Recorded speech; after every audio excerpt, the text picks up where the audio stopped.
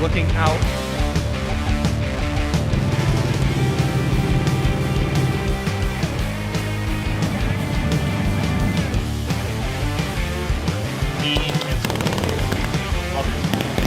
They have air superiority and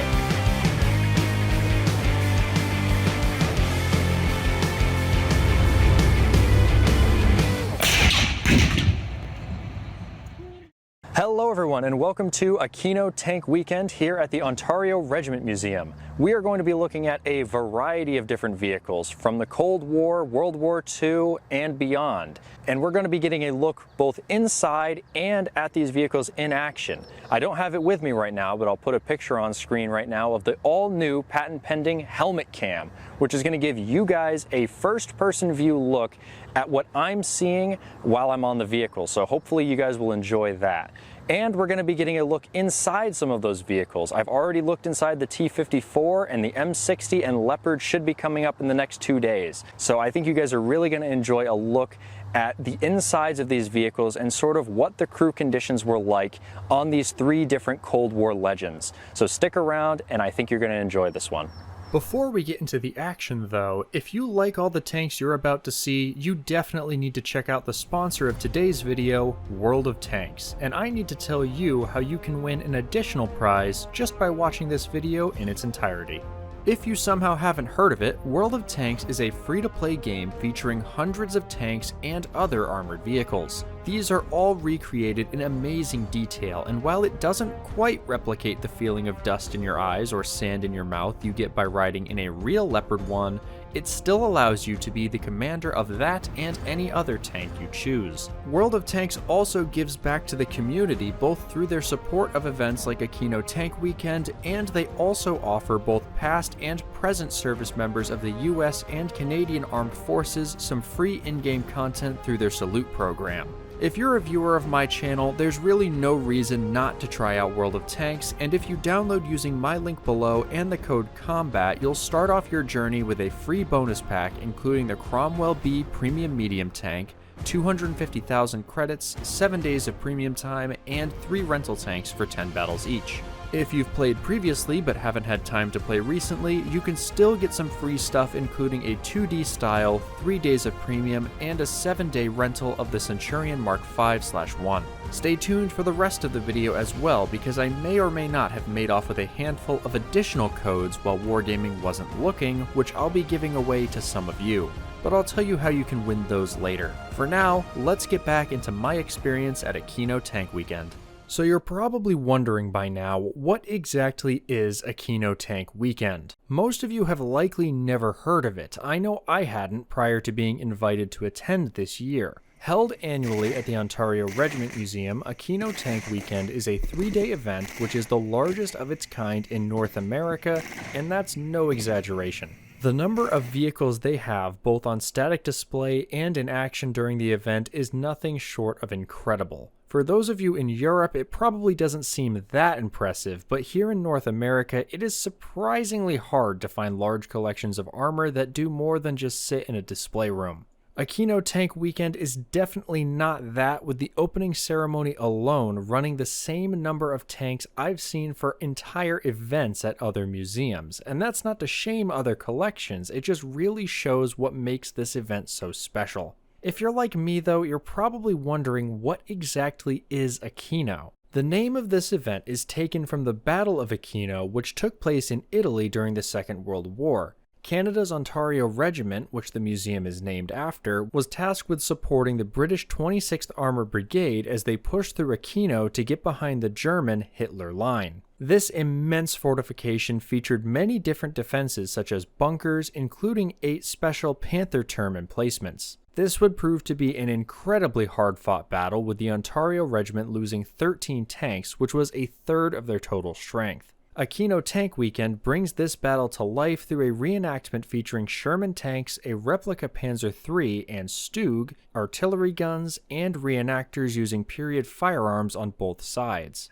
As for the museum itself, they have an incredible collection, which would be too long to list here, but some of the highlights are their multiple running Leopard 1s, Shermans, M60, T54, and their G13, which has been reverted to a Hetzer configuration. I got the opportunity to be part of the opening ceremony on Friday and Sunday, which consisted of 5 Leopard 1s roaming around the arena and what they refer to as synchronized tanking, which looks like this.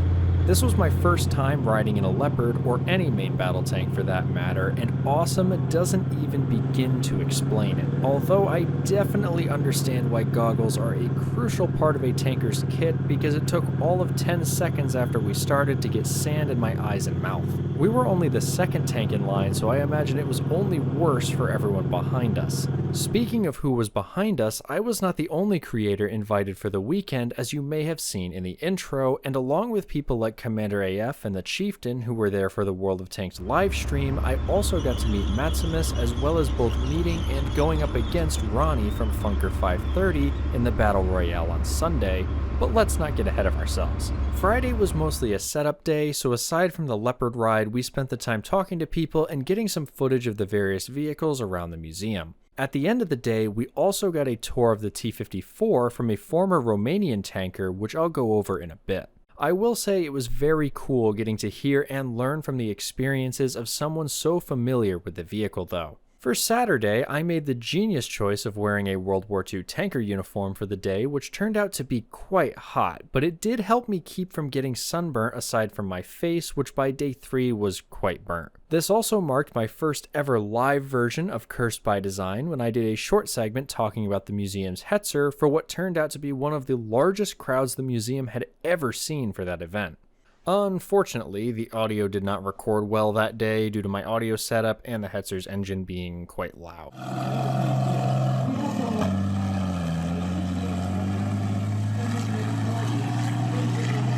Later in the day, we were also given a tour inside that Hetzer by the Chieftain. That was a really eye-opening experience as to how poor the visibility of that vehicle actually was, with the driver being almost completely blind. The following day, we managed to cram a full crew of 4 into it, with me, Maximus, and our friends operating the cameras, doing a video inside, and even doing one of Chieftain's "The Tank is on Fire" drills. That video should be up on his channel at some point, so keep an eye out for it. Alright, everybody, assume the positions. I think that had to be one of my highlights from the event, because it's not every day you get to experience the inside of a Hetzer, let alone one with a full crew. It definitely gives you some perspective on what life was like in one of those and how unlucky you would be if you were the driver and the thing got hit. Sunday overall was the busiest day for me, starting off in the opening ceremony, immediately followed by another Meet the Tanks segment on the Hetzer, this time live to the World of Tanks Aquino live stream, as well as packed stands.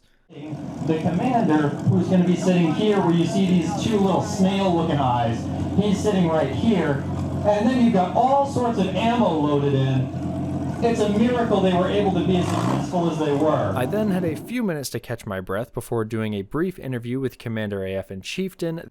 Yeah, I've been running around. Oh, she's down in my backpack. I should have brought her up, I guess. Can you explain to some of the folks that aren't familiar with your channel, who is she and what are we talking about? Cone is my mascot for the channel. It's a character I created based on the FCM-36, which is a tank in the French tech tree if you are playing World of Tanks.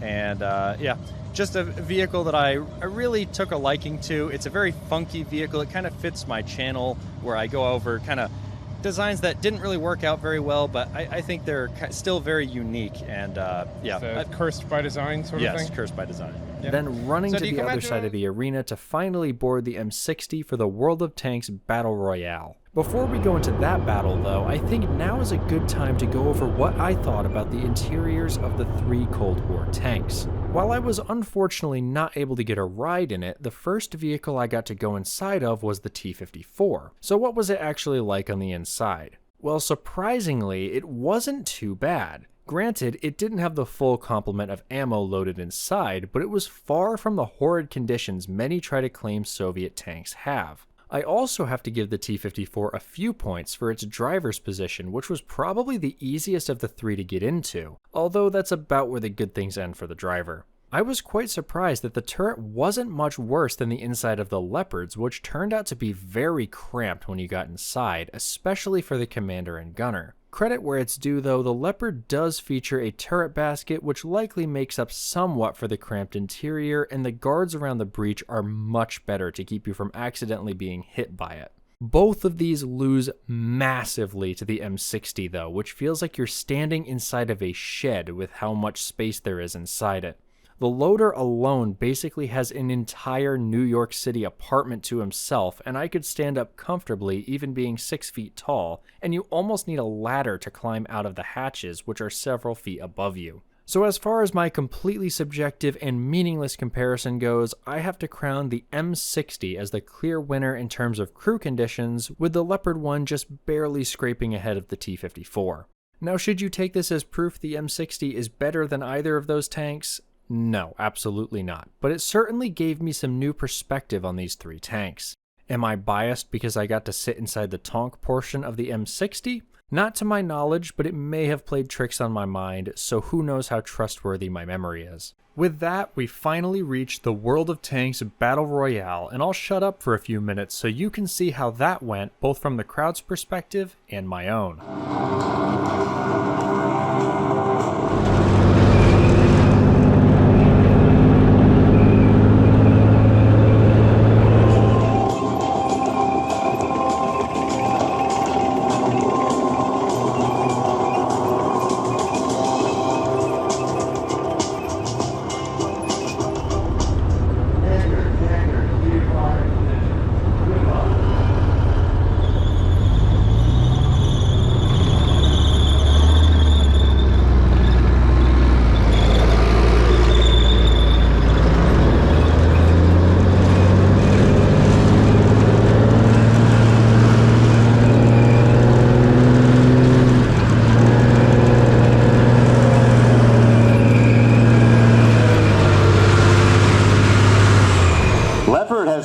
Can the M60 get a shot off?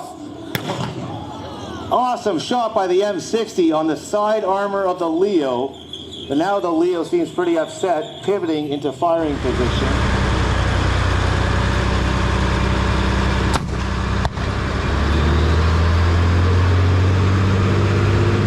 M60 now charging down the field. Leopard decides it has to move fast and run. Amazing move by the M60.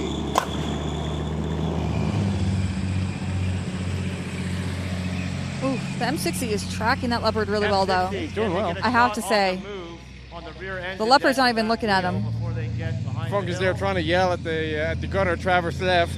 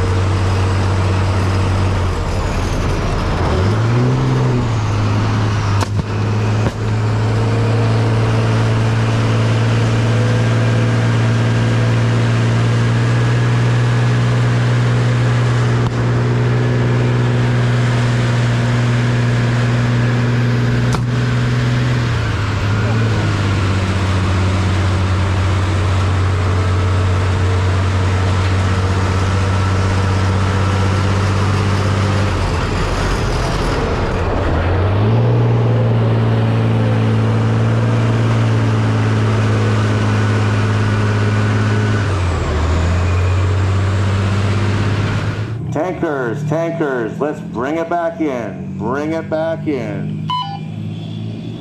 So, before we vote, again over here, we're going to have Ashley. She's the M60 driver. Wave, Ashley. And Brendan. And, of course, the commander today, ConeOfArc. Let's hear it for them. Okay. We're not voting yet. Here's two of our seasoned tankers. We've got Scott McQuillan, also known as Hollywood, and Mick King. not known as Hollywood. And of course, we have Funker. This is where it turns to you, the audience. And this is the conclusion of our live portion of Aquino Tank Weekend. You are going to, by applause and clapping and hooting and hollering, going to make as much noise as you can to vote for the tank that you believe won. So if you really want your tank to win, I really need to hear it from you right now. Who believes the Leopard Crew won?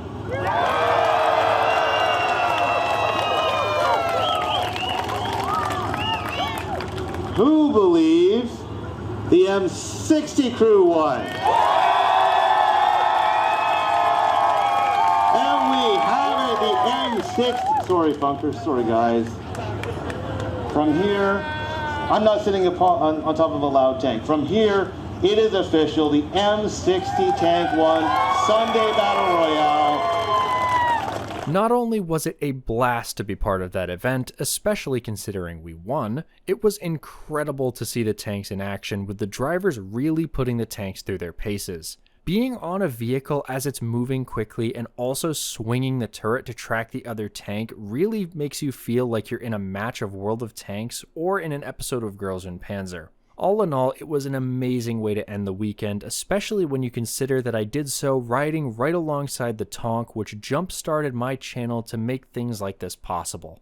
I have to give a massive thanks to World of Tanks, who both sponsored me to go to this event as well as the event itself. I also want to give a shout out to everyone at the Ontario Regiment Museum. It was incredible to meet the staff as well as some of the volunteers who came from all over the world. I definitely can't wait to visit again, and I highly recommend any of you that can visit the museum to do so when you get the chance. As I mentioned earlier, this is an annual event, so it will happen again in 2025, and the museum has several other events during the year which offer you other chances to see some of their tanks in action. They also offer tank rides during these events, so you can experience that for yourself while supporting their efforts to preserve the collection.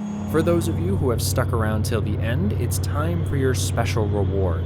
I have a handful of codes Wargaming gave me, and if you want one, here's what you need to do. Download the game using my link below, and once you have played it, tag me on Twitter or in my Discord server with one thing you learned about tanks from playing the game. I only have a limited number of codes, so they'll probably be gone within a few days, but you can still get all of those free goodies with my link below and the code COMBAT.